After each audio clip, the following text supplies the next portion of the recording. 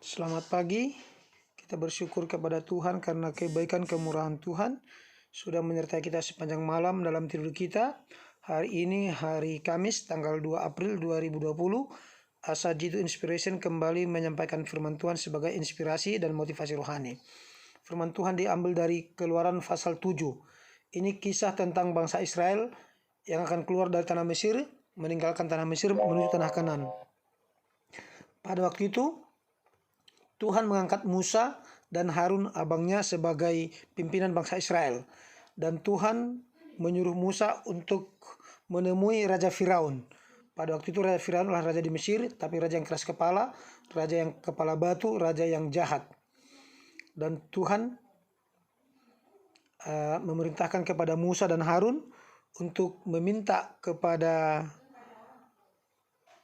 Raja Firaun supaya diizinkan bangsa Israel pergi meninggalkan tanah Mesir menuju tanah Kanaan. Tapi karena Firaun mengeraskan hati, maka Tuhan memberikan 10 tulah. Pagi ini kita akan bahas tulah yang pertama. Tulah yang pertama adalah air menjadi darah. Kita baca Keluaran 7 ayat 14. Berfirmanlah Tuhan kepada Musa. Firaun berkeras hati, ia menolak membiarkan bangsa itu pergi. Pergilah kepada Firaun pada waktu pagi. Pada waktu biasanya ia keluar ke sungai, nantikanlah dia di tepi sungai Nil dengan memegang di tanganmu tongkat yang tadinya berubah menjadi ular. Dan katakanlah kepadanya, Tuhan Allah orang Ibrani telah mengutus aku kepadamu untuk mengatakan, biarkanlah umatku pergi supaya mereka beribadah kepadaku di padang gurun. Meskipun begitu sampai sekarang engkau tidak mau mendengarkan. Sebab itu beginilah firman Tuhan. Dari hal yang berikut akan kau ketahui bahwa akulah Tuhan. Lihat, dengan tongkat yang di tanganku ini akan kupukul air yang di sungai Nil, dan air itu akan berubah menjadi darah. Dan ikan yang dalam sungai Nil akan mati, sehingga sungai Nil akan berbau busuk. Maka orang Mesir akan segan meminum air dari sungai Nil ini. Tuhan berfirman kepada Musa, katakanlah kepada Harun, ambillah tongkatmu, ulurkanlah tanganmu ke atas segala air orang Mesir, ke atas sungai selokan, kolam, dan ke atas segala kumpulan air yang ada pada mereka, supaya semuanya menjadi darah, dan akan ada darah di seluruh tanah Mesir, bahkan dalam wadah kayu dan wadah batu. Demikianlah Musa dan Harun berbuat seperti yang difirmankan Tuhan. Diangkatnya tongkat itu dan dipukulnya kepada air yang di sungai Nil di depan mata Firaun dan pegawai-pegawainya. Maka seluruh air yang di sungai Nil berubah menjadi darah. Matilah ikan di sungai Nil sehingga sungai Nil itu berbau busuk dan orang Mesir tidak dapat minum air dari sungai Nil. Dan di seluruh tanah Mesir ada darah. Itulah yang Tuhan berikan tulah yang pertama kepada orang Mesir. Di depan Raja Firaun sendiri, sungai Nil itu dipukul oleh Musa dan berubah menjadi darah. Dan bukan hanya di sungai Nil, tapi di semua selokan, semua sungai-sungai kecil, bahkan di rumah, di wadah kayu dan batu, air itu berubah menjadi darah. Semua makhluk hidup yang di sungai Nil mati, ikan-ikan mati dan sungai itu berbau. Itulah tulah yang pertama atau malapetaka yang pertama yang Tuhan berikan kepada Firaun bangsa Mesir. Tapi dengan malapetaka yang pertama itu, tulah yang pertama itu pun Firaun tidak mengizinkan bangsa Israel pergi. Sehingga akan ada tulah kedua, ketiga, keempat, kelima sampai tulah yang ke-10. Besok akan kita pelajari tulah yang kedua.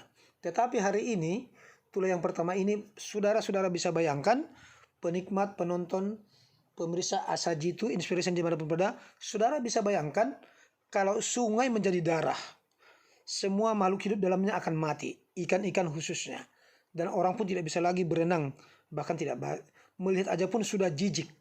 Bayangkan saudaraku, sungai menjadi darah, dan air-air di selokan, di got-got menjadi darah, bahkan di panci, di wadah yang di rumah pun menjadi darah.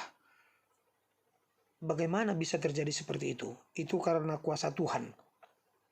Tetapi walaupun demikian, sudah Tuhan berikan hukuman kepada bangsa Mesir, kepada Firaun, tapi mereka tidak bertobat. Firaun tidak menyesali perbuatannya, tidak mohon ampun kepada Tuhan. Dia tetap mengeraskan hatinya, menahan bangsa Israel supaya tidak pergi kembali ke tanah Kanaan. Ini satu perbuatan yang sangat jahat dan sangat tidak baik. Akhir zaman ini, sekarang ini, Tuhan izinkan terjadi. Tuhan izinkan terjadi virus corona. kepada seluruh dunia. Kepada seluruh dunia, hampir semua negara sudah dilanda virus corona. Semua pimpinan negara pusing memikirkan bagaimana mengatasinya. Bahkan barangkali pimpinan agama pun juga ikut pusing. Sekarang rumah ibadah ditutup. Tidak ada lagi ibadah di rumah-rumah ibadah, di gereja atau dimanapun. Sekarang masing-masing orang ibadah di rumah. Sementara virus ini masih datang menghantui, membuat orang sakit dan mati. Sudah ribuan orang meninggal. Puluhan ribu, ratusan ribu orang sakit, terpapar, bahkan dokter dan perawat garda terdepan sudah pada sakit, bahkan sudah pada meninggal. Bagaimana kita umat-umat Tuhan akhir zaman ini? Solusinya adalah satu-satunya, datang kepada Tuhan, memohon ampun atas segala dosa kita, menerima Yesus Isa Al-Masih sebagai juru selamat kita, dan menuruti segala hukumnya. Karena hukum Tuhan itu adalah penting, karena banyak orang sudah melanggar hukum Tuhan, khususnya hukum hari Sabat, hukum keempat, di mana Tuhan perintahkan supaya kita turuti, karena Tuhan berhenti pada hari Sabat dan Tuhan menguduskannya dan Tuhan memeliharanya. Tetapi manusia banyak melanggar hukum. 10 hukum itu adalah tabiat Tuhan, hukum moral dari Tuhan yang akan kita turuti, yang kita ikuti. Tetapi sangat disayangkan banyak orang tidak mau mengikuti. Saya pribadi pun kadang-kadang sering jatuh ke dalam dosa. Oleh karena itu saya juga datang memohon kepada Tuhan, memohon keampunan atas segala dosa-dosa yang saya lakukan setiap hari. Saya membutuhkan Roh Kudus Tuhan menguasai pikiran, hati, jiwa, dan seluruh tubuh saya dan seluruh panca indera saya.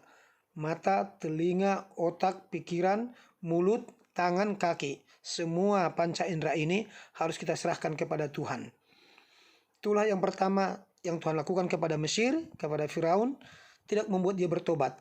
Tetapi biarlah virus corona ini yang Tuhan izinkan terjadi membuat kita bertobat, meninggalkan segala dosa-dosa kita, datang kepada Tuhan memohon ampun atas segala dosa kita, bertobat, meninggalkan segala kejahatan, melakukan yang benar, yang baik sesuai perintah Tuhan, berbuat kasih, menolong orang lain yang lemah, yang susah, yang sakit, dan juga berbuat kebajikan kepada siapa saja.